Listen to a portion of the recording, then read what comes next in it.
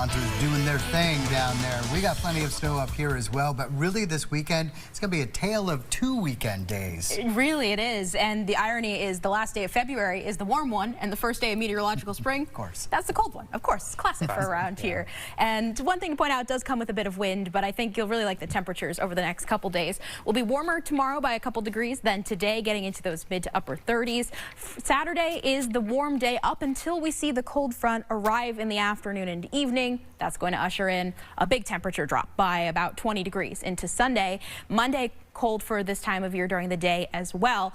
By midweek, we start warming up again, but it will be brisk to start next week. Also on the chilly side to start tomorrow morning, before we see that wind shift southerly, we'll see those temperatures dipping into the single digits for a lot of us east of the Green Mountains tonight. And otherwise, once we start getting some daylight going tomorrow, we warm through the teens into the afternoon. There we land in the 30s for most of us. A lot of mid-30s on the map again into tomorrow afternoon, and a good amount of sunshine for most. I do want to point out there is a system that is well to our north, but it could try and bring a bit of cloud cover right along the Canadian border. So the further north you live in New York, Vermont, New Hampshire, could see some clouds into your Friday. The rest of us seeing abundant sunshine through the day.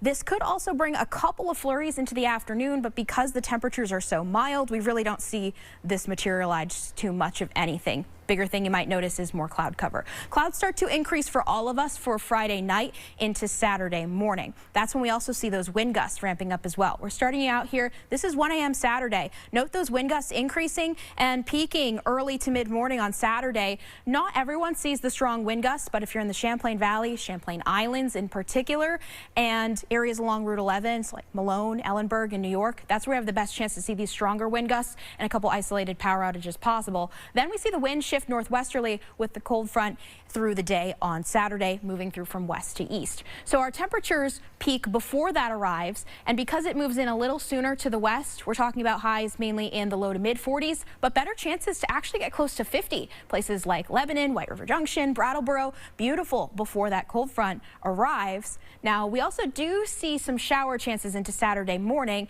and that actually could bring some snowflakes, especially to the mountains, some raindrops mixing into the lower elevations. Again, we don't see much out of this, but that rolls through Saturday morning. Then we see that front arrive into the later part of the day. Chance for a few flurries Saturday night into Sunday morning, but we're not looking at anything noteworthy with that. We'll see increasing sunshine into Sunday afternoon, but of course it is much colder by that point. So highs on Saturday, 40s for a lot of us. Sunday, we do see that big cool down, but especially Monday morning, look at those temperatures that we're starting out next week with. We're into March at this point, and some of us could be pushing 10 below for lows. Otherwise, if we don't manage to go below 0, we'll be barely above it. Thankfully, by Tuesday afternoon, we're back into the mid 30s, and we warm up nicely by Wednesday and Thursday.